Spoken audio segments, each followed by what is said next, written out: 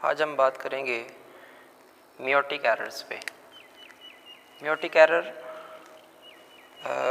जो सबसे पहला मियोटिक एरर है ना, यानी कि इसको ओवरऑल अगर हम कहें ना तो मियोटिक एरर है नॉन डिसजंक्शन। ठीक है, ये एक मियोटिक एरर है। अब इसमें ये देखिए कि मियोटिक एरर में क्रोमोसोम जो होते हैं, मियोटिक एरर में नॉन डिसजंक्शन में नॉन डिसजंक्शन, ये लफ्ज़ है डिसजंक्शन, ठीक है ना। डिसजंक्शन का मतलब होता है जंक्शन का टूट जाना, ठीक है। तो नॉन डिसजंक्शन का क्या मतलब हुआ फिर? जंक्शन जिसका टूटना था वो नहीं टूटेगा। अब किसके जंक्शन की मैं बात कर रहा हूँ?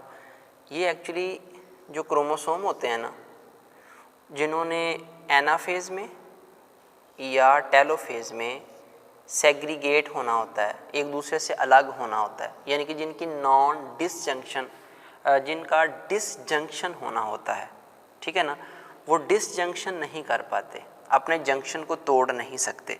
आए ज़रा मैं इसको ना डायग्रामेटिकली बयान कर देता हूँ।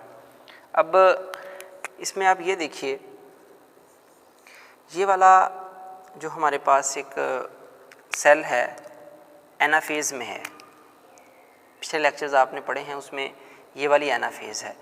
एनाफेज में क्या हुआ है? एनाफेज में यूँ हुआ था कि ये देखें, अपोजिट पुलिंग फोर्स लगती है, अपोजिट पुलिंग फोर्स लगने के बाद क्रोमैटिड्स, सिस्टर क्रोमैटिड एक दूसरे से अलग हो जाते थे, ठीक है। सिस्टर क्रोमैटिड जब एक दूसरे से अलग होते थे ना, तो इसको कहते थे सेग्रीगेशन हो गई है, यानी कि डिसजंक्शन हो गया है। और जब डिसजंक्शन हो जाता है, सेग्रीगेशन हो जाती थी, ठीक है, तो क्रोमोसोम की इक्वल डिस्ट्रीब्यूशन हो जाती थी। अब यहाँ पे ये देखिए, ज़रा इस पे फोकस करें। ये वाला जो क्रोमैटिड है, ये वाला जो क्रोमोसोम है, ठीक है, इस क्रोमोसोम में क्या हुआ भला? इस क्रोमोसोम में यूँ हुआ कि जो क्रोमैटिड्स हैं, यानी कि सिस्टर क्रोमैटिड, यहाँ के क्रोमैटिड्स अलग नहीं हुए, उनका डिसजंक्शन नहीं हुआ, यानी कि जो सिस्टर क्रोमैटिड्स हैं दोनों एक तरफ ही चले गए, और जो दूसरा काइनेटोकोर स्पिंडल फाइबर है वो उसके साथ क्रोमैटिड नहीं है। समझ आ गई बात की? तो इससे क्या होगा? इससे क्या होगा, यानी कि उनका डिसजंक्शन नहीं हुआ। उनका क्या नहीं हुआ? डिसजंक्शन नहीं हुआ। तो नतीजा ये निकलना है कि जब डिसजंक्शन ही नहीं हो रहा तो जो क्रोमोसोम्स हैं उनका अनइक्वल डिस्ट्रीब्यूशन हो जाती है, ठीक है, उनकी अनइक्वल डिस्ट्रीब्यूशन हो जाती है। इस तरफ जहाँ पे क्रोमैटिड्स अलग नहीं हुए, दोनों सिस्टर क्रोमैटिड एक तरफ ही चले गए, ठीक है। तो इस पार्ट में क्रोमोसोम की तादाद ज़्यादा हो जाएगी, और इस तरफ राइट साइड पे बनने वाले सेल में क्रोमोसोम की तादाद कम रह जाएगी, ठीक है। इसको कहते हैं मियोटिक एरर, ठीक, known as non disjunction, junction का ना टूटना, ठीक हो गया। अब एग्जाम्पल्स ले लेते हैं। एग्जाम्पल सबसे पहली है Down syndrome, also called as mongolism. Actually ये एक, इसमें क्रोमोसोम अलग नहीं होते, सिस्टर क्रोमैटिड एक दूसरे से अलग नहीं होते, नॉन डिसजंक्शन है, लेकिन ऑटोसोमल नॉन डिसजंक्शन है। ये लफ्ज़ याद रखना है, ऑटोसोमल नॉन डिसजंक्शन। अब ये क्या मतलब है ऑटोसोमल का? ऑटोसोमल का मतलब ये है, इसमें ज़रा देखें, टोटल मैंने बताया था आपको ह्यूमन बीइंग्स में कितने पेयर्स होते हैं क्रोमोसोम्स के? 23 पेयर्स। उन 23 पेयर्स में जो 22 हैं, ठीक है, 22 हैं, वो होते हैं ऑटोसोमल, ठीक है। और जो एक रह गया, टोटल 23 है ना, जो एक रह गया उसको कहेंगे सेक्स डिटर्मिनेशन क्रोमोसोम, यानी कि 23 पेयर्स में से सिर्फ एक पेयर ऐसा होगा जो डिसाइड करेगा कि नेक्स्ट जनरेशन में मेल या फीमेल पैदा होगा, ठीक है, जिसने सेक्स को डिटरमिन करना है, मेल या फीमेल होने को जिसने डिटरमिन करना है, तय करना है, जिसने फाइनलाइज करना है नेक्स्ट जनरेशन में मेल या फीमेल को, वो 23 पेयर में से सिर्फ एक पेयर होगा। और एक पेयर के अलावा जितने पेयर बचे, यानी कि जो 22 पेयर बचे जो सेक्स डिटर्मिनेशन में हिस्सा नहीं लेते, ठीक है, वो होते हैं ऑटोसोमल, ठीक है। और ऑटोसोमल पे अगर नॉन डिसजंक्शन आता है, ऑटोसोमल पे अगर नॉन डिसजंक्शन आता है, क्रोमैटिड्स एक दूसरे से अलग नहीं होते, ठीक है, तो वो ऑटोसोमल नॉन डिसजंक्शन कहलाएगा अगर वही 21वां जोड़ा हुआ। अगर वो कौन सा हुआ? 21वां जोड़ा हुआ, 21st पेयर हुआ अगर, ठीक है, मैंने कहा ना 22 जोड़े हैं, अगर 21st पेयर सेग्रीगेट प्रॉपरली नहीं हो रहा, ठीक है, तो नतीजे में जो डिसऑर्डर आएगा उसको कहेंगे डाउन्स सिंड्रोम। उसको क्या कहेंगे? Downs syndrome. अब डाउन सिंड्रोम थोड़ा सा मैंने आपको क्लियर कर दिया। अब इसमें ये देखें कि अब अगर एक में तादाद ज़्यादा हो जाती है, ये देखें ज़रा, इसमें 2n का मतलब क्या है? 2n का मतलब है 46। 2n का मतलब है 46, 46 प्लस 1 जो एक एक्स्ट्रा हो गया। ये देखें, ये तो प्रॉपरली सेग्रीगेट हो रहे हैं, ये भी सेग्रीगेट हुआ, लेकिन ये एक और मैट्रिड जो इस तरफ आना था वो भी दूसरी तरफ ही चला गया। तो उसने जो एक और मैट्रिड दूसरी तरफ गया ना, उसने वहाँ पे उस सेल में, मतलब ये वाले पार्ट में, ये वाले पार्ट में, इस पार्ट में उसने क्या किया? इस पार्ट में क्रोमोसोम जो होते हैं ना, उनकी तादाद 46 की बजाय क्या कर दी? 47 कर दी। याद रखिएगा, मैं फिर बता रहा हूँ, अगर 21st पेयर सेग्रीगेट नहीं हुआ, ठीक है, तो प्रॉब्लम्स 21st पेयर पे आएगा तो उसको डाउन सिंड्रोम कहना है। अच्छा जी, अब इसमें अब नॉर्मेलिटीज़ क्या आ सकती हैं? न्यूबॉर्न में उसका सेंट्रल नर्वस सिस्टम जो है और ब्लड वेस्कुलर सिस्टम, उसमें डिफेक्ट आ जाएगा। उसकी जो टंग है वो प्रोट्रूडिंग होगी। प्रोट्रूडिंग का मतलब होता है टंग जो है उस लेंथ में ज़्यादा होगी, बाहर को निकली हुई होगी, ठीक है, और जो उसके टीथ हैं, जो उसके इंसाइजर्स हैं जो सामने से नज़र आते हैं, इंसाइजर्स, उनसे भी आगे बढ़ जाती है, ठीक है, वो बाहर को निकली हुई ज़ुबान है, उसको कहते हैं प्रोट्रूडिंग टंग। उसका जो फेस होगा वो फ्लैट होगा, ब्रॉड होगा, ठीक है, आइज़ जो हैं वो स्क्विंट होगी, बिंगापन होगा, टेढ़ी होंगी आइज़ उसकी, ठीक है। तो ये अब नॉर्मलिटीज। अब इसमें रिस्क क्या है? What is the risk factor here? ये बात बड़ी अहम है।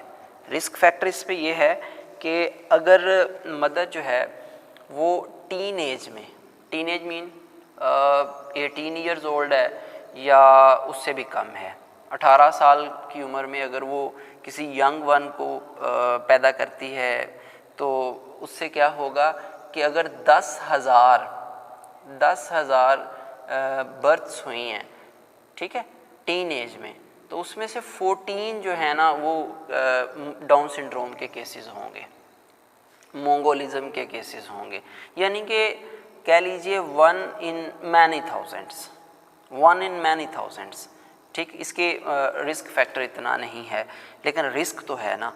तो अब अगर एक फ़ीमेल 40 ईयर्स में, 40 साल में किसी यंग वन को प्रोड्यूस करती है, बर्थ देती है, तो ये चांसेस हैं 100 केसेस में से एक, सही है ना। 100 केसेस है ना जो 40 साल में, 40 साल की उम्र में 100 बर्थ्स हुई। 40 साल की जो मदर्स हैं, 100 मदर्स ने कह लीजिए यंग वन को प्रोड्यूस किया, तो उन 100 बर्थ्स में से एक केस जो है वो डाउन सिंड्रोम का होगा।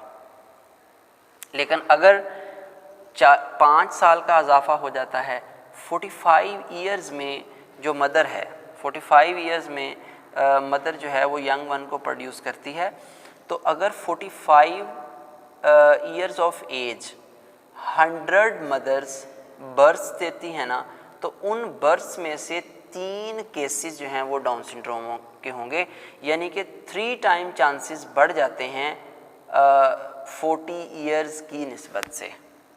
ठीक है, 3 टाइम चांसेस बढ़ जाते हैं, ये चांसेस हैं। और इसमें ज़्यादातर प्रॉब्लम फीमेल का ही है, मेल का इसमें रोल नहीं है इतना, ये ज़्यादा प्रॉब्लम ही फीमेल का है।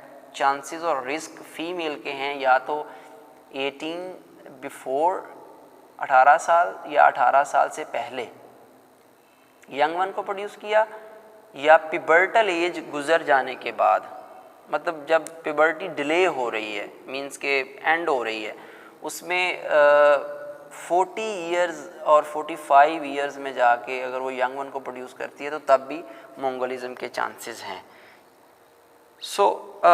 उसके बाद अब नेक्स्ट एग्जांपल है मियोटिक एरर की, क्लाइनफेल्टर्स सिंड्रोम। तो क्लाइनफेल्टर सिंड्रोम पे बात करने लगे थे, इसमें ये हुआ, इसमें याद रखिएगा ये सेक्स क्रोमोसोमल नॉन डिस्जंक्शन है। सेक्स क्रोमोसोमल नॉन डिस्जंक्शन का मतलब है, मैं पहले बता चुका हूँ कि वो पेयर 23 क्रोमोसोम में से एक पेयर, लास्ट पेयर जिसने नेक्स्ट जनरेशन में मेल और फीमेल को डिसाइड करना है, उसमें प्रॉब्लम आएगा। और उसमें प्रॉब्लम ये आएगा कि एक क्रोमोसोम का इजाफा ही होगा, एक का भी हो सकता है 47, 2 का भी हो सकता है 48, 3 का भी हो सकता है 49। अब ये किस तरह से होते हैं मैं आपको बता देता हूँ। अब ये देखिए यहाँ पे, ये एक क्रोमोसोम का पेयर है, यानी कि होमोलोगस क्रोमोसोम, मैं लास्ट पेयर की बात करूँगा। 44 ऑटोसोमल हैं, उनमें कोई प्रॉब्लम नहीं। ये देखिए, ये 44 ऑटोसोमल है, ठीक है, ये इनका प्रॉपर डिसजंक्शन हुआ है। लास्ट पेयर का प्रॉब्लम आएगा, लास्ट पेयर में से जो होमोलोगस क्रोमोसोम्स हैं, इनके लास्ट पेयर एक्स और वाई, उनकी भी डुप्लीकेशन हुई। ये देखें, ये एक्स क्रोमोसोम की डुप्लीकेशन है, ये वाई की डुप्लीकेशन है। तो मियोटिक 1 के बाद जो एक पेयर है, मतलब एक क्रोमोसोम है, उसने इस सेल में आना था, दूसरे ने इस सेल में जाना था, लेकिन हुआ यूँ कि नॉन डिसजंक्शन हुआ और जो पेयर है क्रोमोसोम का, जो पेयर है होमोलोगस क्रोमोसोम्स का, वो एक ही सेल में आ गया। फिर मियोसिस 2 हुई। मियोसिस 2 में अब क्रोमैटिड्स ने सेग्रीगेट होना था, तो मियोसिस 2 में क्रोमैटिड ने सेग्रीगेट तो होना था, लेकिन ये देखें, ये जो एक्स क्रोमोसोम का जो क्रोमैटिड्स का पेयर था एक्स क्रोमोसोम का, वो पूरे का पूरा, ये देखिए, उसकी फिर सेग्रीगेशन नहीं हुई, वो अगले सेल में चला गया, सही। लेकिन वाई की सेग्रीगेशन हुई है, वाई का एक क्रोमैटिड इसी सेल में आया और एक इस सेल में चला गया, ठीक हो गया। आई होप सो आप इसको समझ गए होंगे। तो ये अब यहाँ पे मुझे बताएं, ये क्या बना, एक्स एक्स और साथ में क्या है, वाई, ठीक है, एक्स एक्स और वाई। ये जो प्रॉब्लम आया है, ये लास्ट पेयर में है, ठीक हो गया। अब अगर इसमें इसकी इस सेल की, ये जो है, ये सेल जो है, अगर इस सेल की फर्टिलाइजेशन हो जाए, मींस के इसके साथ जो मदर की तरफ से आने वाले सेल हैं, ये देखिए, ये मदर की तरफ से हैं, मदर में क्या हुआ है, ये एग है, ठीक है, इनमें दोनों एक्स हैं, लास्ट एक्स ही होता है, फीमेल में वाई नहीं होता है। तो दोनों एक्स जो हैं वो डुप्लीकेशन हुए, जो उसमें से जो एक एक्स था उसने एक पेयर एक में चला गया, दूसरा दूसरे में चला गया, यानी कि कोई मियोटिक एरर नहीं आई मियोसिस 1 में। लेकिन मियोसिस 2 के बाद क्या हुआ, एरर आ गई, यानी कि दोनों के दोनों जो एक्स थे, दोनों क्रोमैटिड एक ही सेल में चले गए, दूसरा खाली रह गया, यहाँ पे प्रॉपर हुई है। तो देखें जी, अगर ये 2 एक्स है ना, अगर ये सेल, ठीक है, इस सेल से फर्टिलाइज कर जाता है, तो मुझे बताएं क्या पैदा होगा। देखें जी, 44 तो हो गए, यहाँ पे क्या होगा, एक्स एक्स एक्स एक्स और वाई, टोटल कितने हो गए 44 नॉर्मल है, उनकी सेग्रीगेशन हुई है।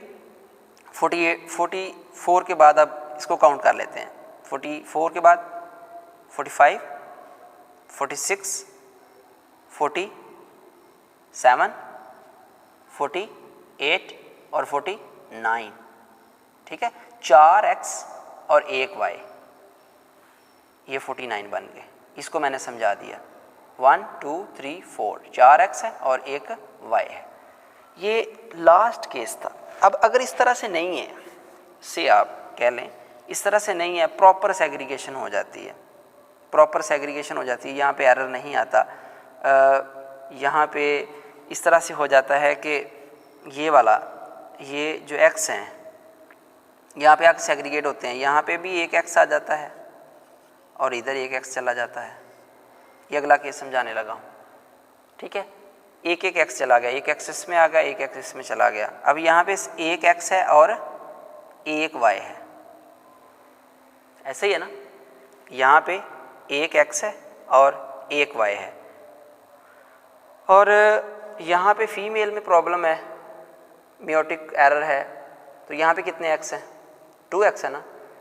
यहाँ पे कितने x हैं, एक x यहाँ से और 2x यहाँ से, ठीक है। कितने x हो गए 3x हो गए, और कितने y हैं, एक y है, ठीक है। ये वाला एक y, मैंने कहा अगर प्रॉपर सेग्रीगेशन यहाँ पे हो जाती है तो अब नतीजा क्या निकलेगा।